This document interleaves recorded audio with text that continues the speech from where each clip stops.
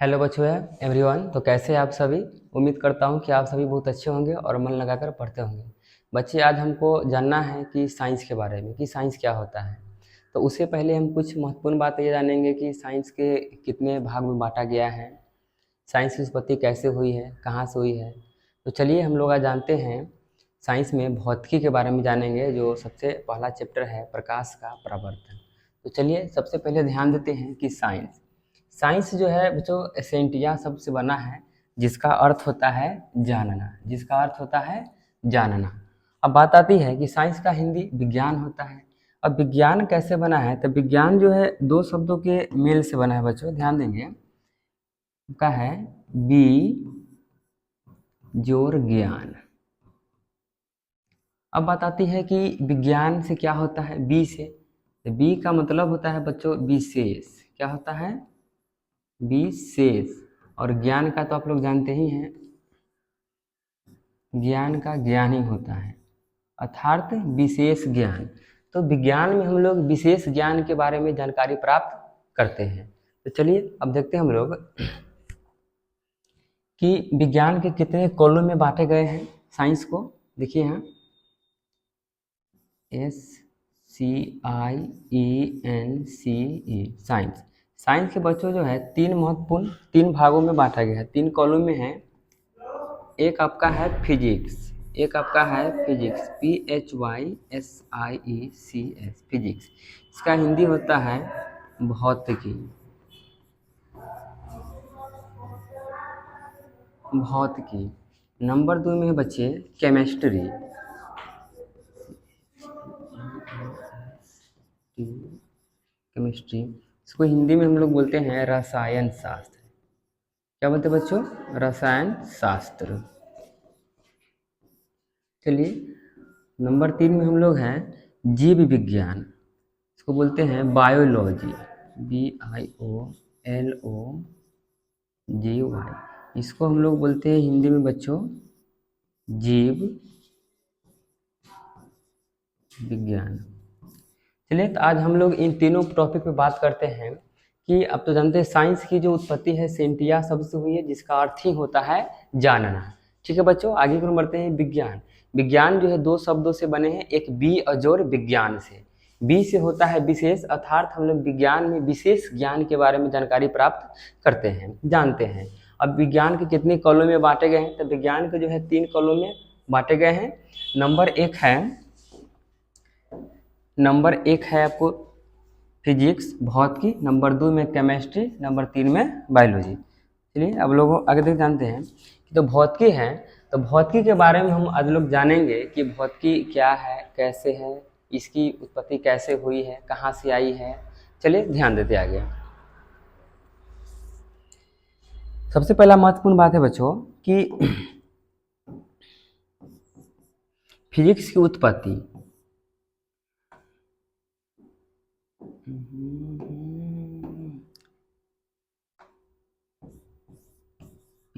PHYSICE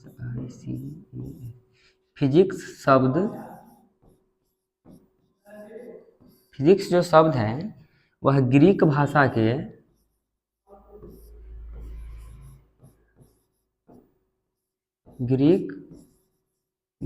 के फ्यूसियस से आई है। फ्यूसिस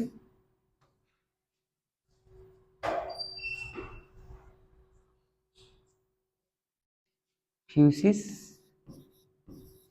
से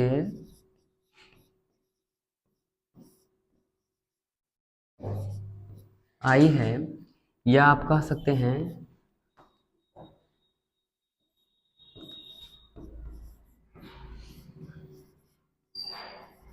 बना है। फिजिक्स शब्द जो है एक ग्रीक भाषा के फ्यूसिस शब्द से आई है, या फ्यूसिस शब्द से बना है। चलिए अब हम लोग आगे देखते हैं कि फ्यूसिस का अर्थ क्या होता है।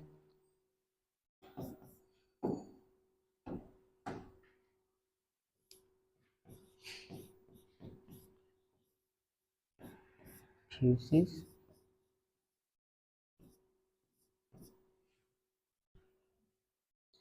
तो फ्यूसिस का अर्थ ही होता है बच्चों प्रकृति। क्या होता है? प्रकृति। अर्थात हम लोग फिजिक्स में प्रकृति से संबंधित घटनाओं के बारे में जानते हैं।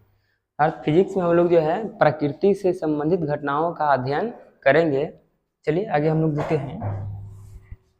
चलिए इतना का आप लोग देख सकते हैं।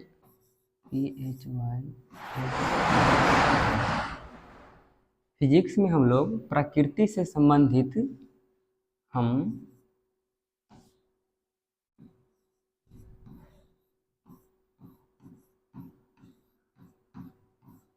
लोग प्रकृति से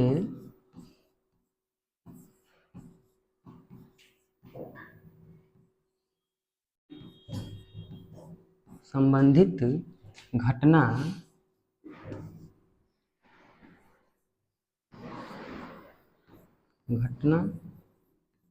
का अध्ययन करते हैं।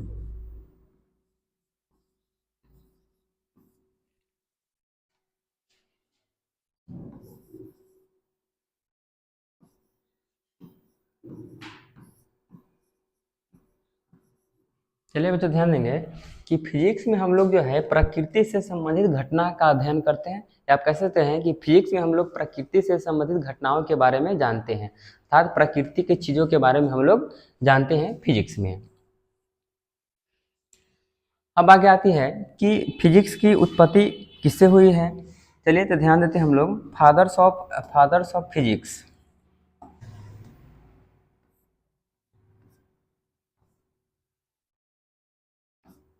FATHER, fathers of physics. Fathers of physics, fathers of physics किसे कहा जाता है? न्यूटन साहब को। न्यूटन साहब। बच्चों इनके पूरे नाम है सर आइजक न्यूटन। ध्यान देंगे,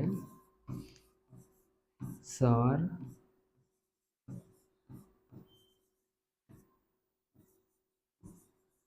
आइजक न्यूटन।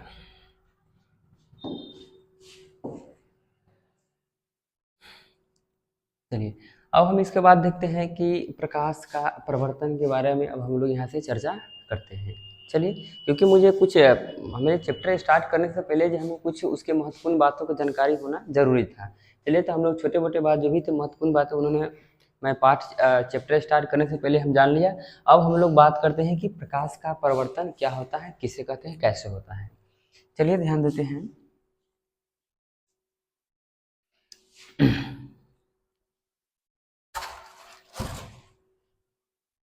चलिए ध्यान देते हैं बच्चे हम लोग प्रकाश।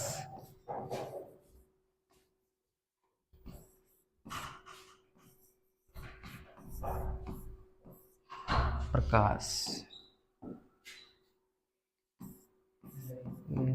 LIGHT। प्रकाश को अंग्रेजी में हम लोग लाइट बोलते हैं। बच्चे प्रकाश को हम लोग अंग्रेजी में लाइट बोलते हैं। तब प्रकाश क्या है बच्चों? आपको जानना चाहिए कि प्रकाश जो है एक प्रकार की ऊर्जा है।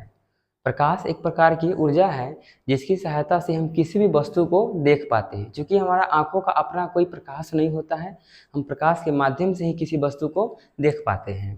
ध्यान देंगे,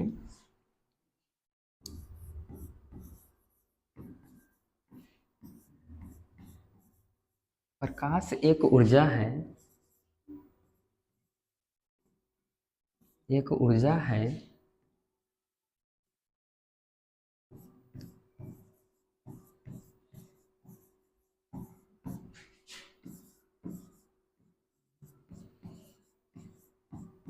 इसकी सहायता से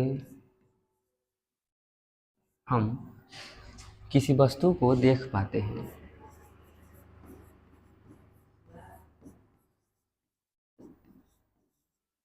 किसी वस्तु को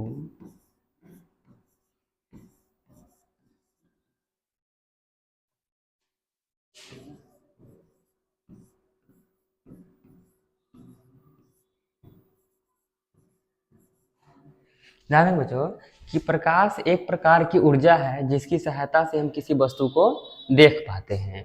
अब ऊर्जा में प्रकाश का क्या है? तरंग है, फोटान है। ध्यान देंगे,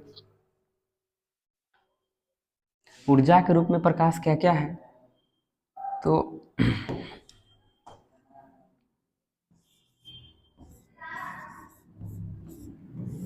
ऊर्जा के रूप में प्रकाश जो है एक तरंग है, कण भी है,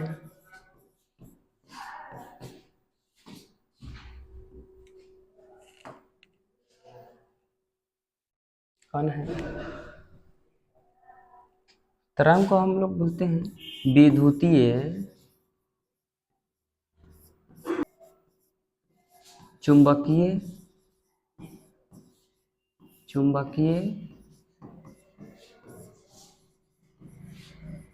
तरंग है, कण के रूप में फोटान है,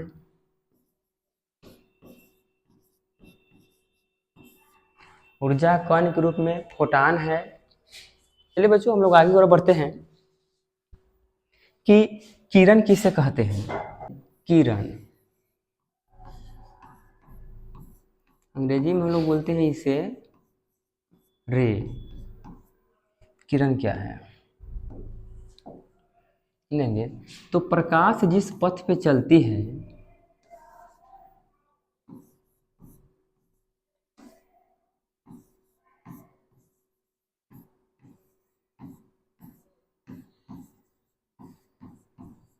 प्रकाश जिस पथ पर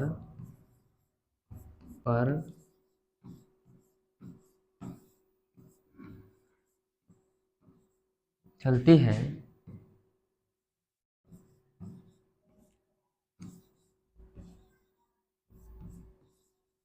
उस पथ को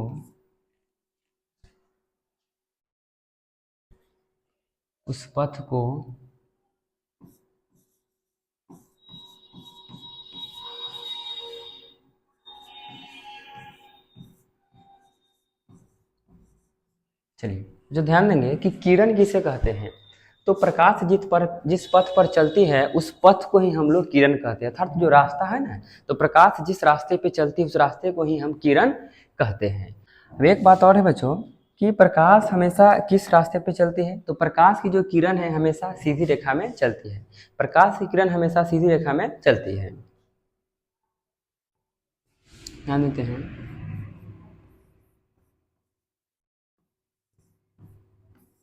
प्रकाश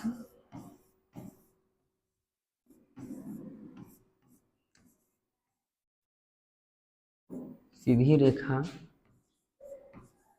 में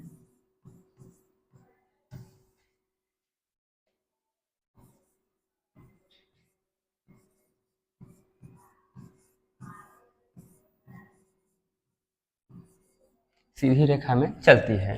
अब बात आती है कि प्रकाश की गति।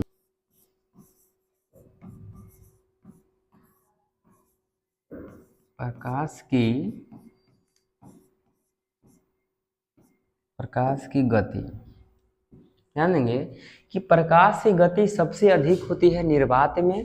प्रकाश की गति सबसे अधिक होती है निर्वात में, उसके बाद होती है द्रव में, उसके बाद होती है ठोस में। ये हम लोग देख लेते हैं। प्रकाश की गति सबसे अधिक कहाँ होती है बच्चे? निर्वात में। कहाँ होते हैं? निर्वात में। उससे कम कहाँ होते हैं? द्रव में। उससे कम कहाँ होते हैं? द्रव में। और इससे भी कम कहाँ होते हैं? तो बच्चे मेरे ठोस में। चलिए अगर अब बात किया जाए कि ध्वनि की गति सबसे अधिक कहाँ होती है और सबसे कम कहाँ होती है? ध्वनि की गति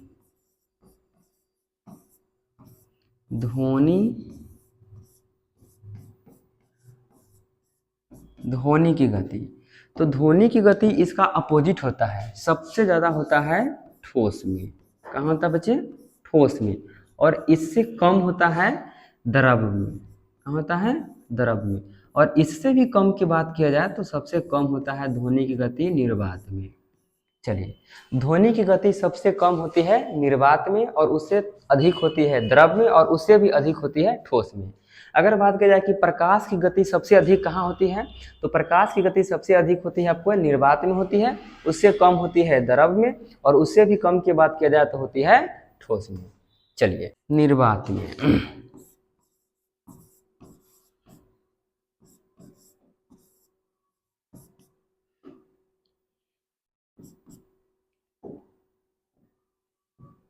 अब बात है कि निर्वात किसे कहते हैं, तो कहता है वायु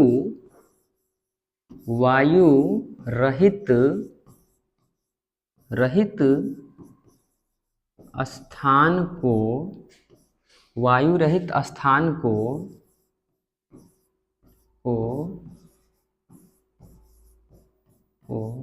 निर्वात कहते हैं।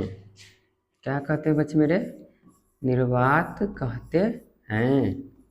या आप ऐसे भी कह सकते हैं कि वायु वाले स्थान को ही निर्वात कहते हैं। आप ऐसे भी कह सकते हैं कि जिस स्थान पर वायु रहते हैं उसे हम लोग निर्वात कहते हैं। या ऐसे भी कह सकते हैं कि वायु रहित स्थान को निर्वात कहते हैं। प्रकाश की गति सबसे अधिक कहाँ होती है, निर्वात में। जैसे हम लोग देख लेते हैं,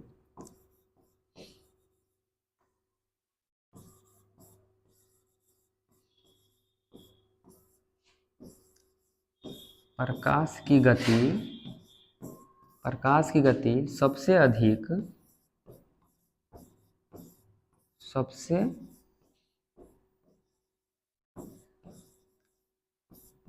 अधिक निर्वात में होती है मेरे बच्चे। निर्वात में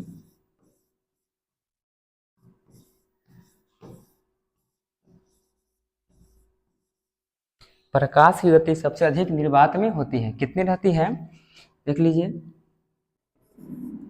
3 × 10⁵ किलोमीटर प्रति सेकेंड। या आप ऐसे भी कह सकते हैं 3 लाख किलोमीटर प्रति सेकेंड। चलिए, प्रकाश की गति सबसे अधिक निर्वात में होती है। कितनी होती है, तो 3 लाख किलोमीटर प्रति सेकेंड की चाल से चलती है निर्वात में प्रकाश। चलिए हम लोग आगे की ओर बढ़ते हैं। इतना को आप लोग स्क्रीनशॉट ले लीजिए बच्चे, देख लीजिए। सूर्य से पृथ्वी की दूरी कितनी है,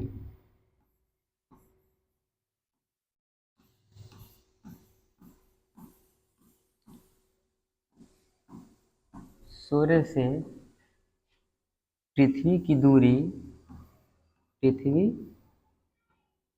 दूरी 15 करोड़ है।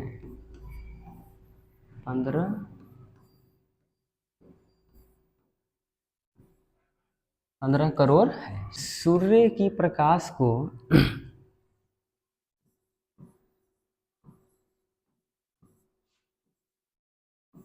सूर्य की प्रकाश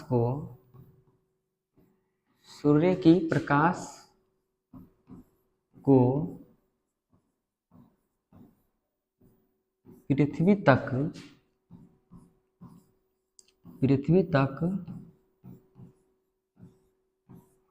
आने में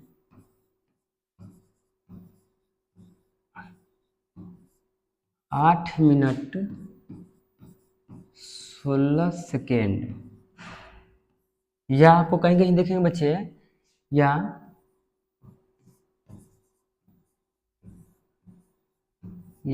8 मिनट 20 सेकेंड। 20 सेकेंड आपको कहीं कहीं मेरे बच्चे जो है 20 सेकेंड भी देखने को मिलते हैं। तो सूर्य की प्रकाश को पृथ्वी तक आने में 8 मिनट 16 सेकेंड लगते हैं, या चाहे 8 मिनट 20 सेकेंड लगते हैं। चलिए, आई होप, मुझे उम्मीद है कि आपको इतना समझ में आया होगा। चलिए हम लोग अब आगे की ओर बढ़ते हैं कि बल्ब क्या है। ध्यान देंगे, बल्ब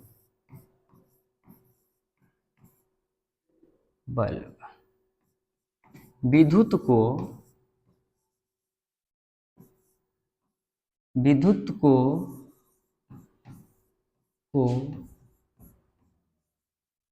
प्रकाश व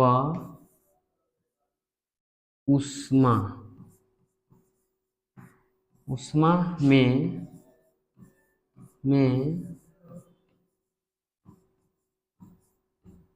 बदलता है। विद्युत बल्ब क्या है, बल्ब जो है विद्युत को प्रकाश व ऊष्मा में बदलता है। अब हम देखते हैं कि प्रकाश स्रोत क्या है। प्रकाश स्रोत तो जिस वस्तु से प्रकाश निकलती जिस वस्तु से प्रकाश निकलती है प्रकाश निकलती है निकलती है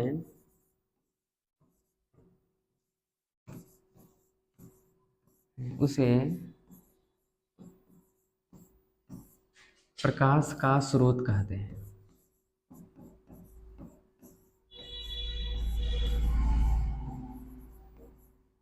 स्रोत कहते हैं। ध्यान देंगे कि जिस वस्तु से प्रकाश निकलती है उसे प्रकाश का हम लोग स्रोत कहते हैं। जैसे सूर्य,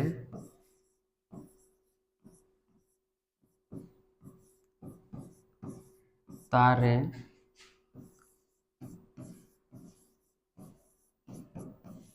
मोमबत्ती,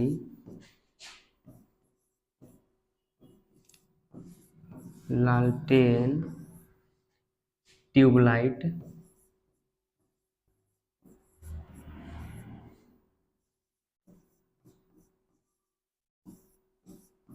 इत्यादि। चलिए, प्रकाश स्रोत। तो प्रकाश का स्रोत दो प्रकार के होते हैं।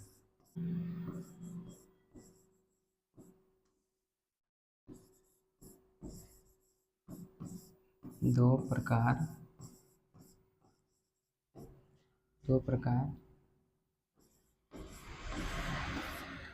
प्रकाश का स्रोत दो प्रकार के होते हैं।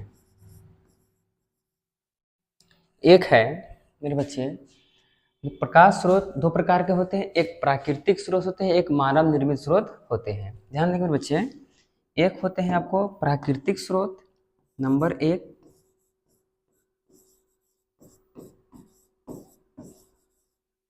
प्राकृतिक, नंबर दो होते हैं मानव निर्मित। क्या होते हैं?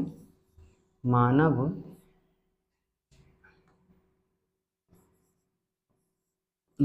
निर्मित।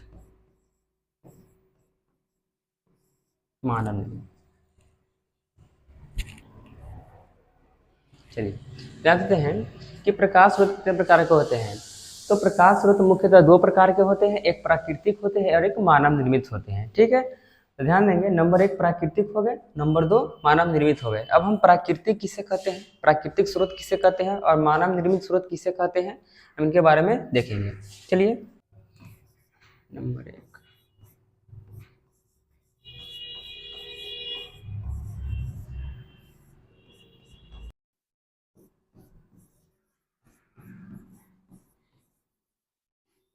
प्राकृतिक के द्वारा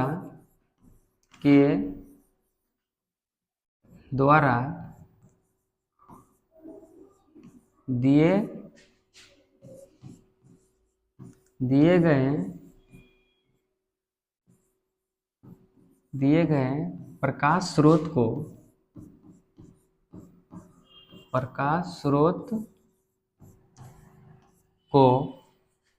स्रोत को प्राकृतिक स्रोत कहते हैं। को प्राकृतिक स्रोत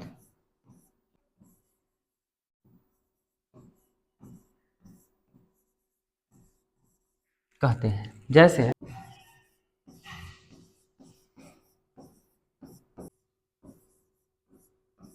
सूर्य, तारे,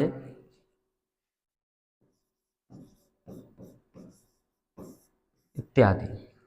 आगे है कि मानव निर्मित स्रोत किसे कहते हैं। दो में है मानव निर्मित।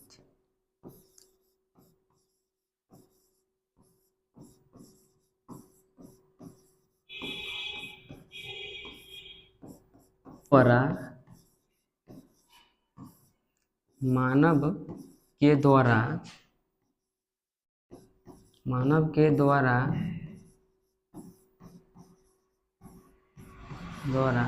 निर्मित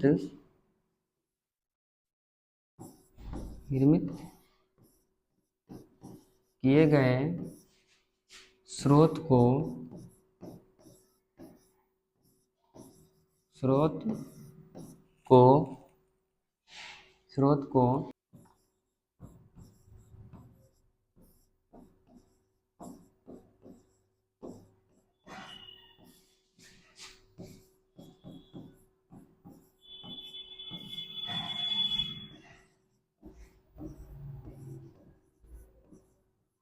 जैसे लालटेन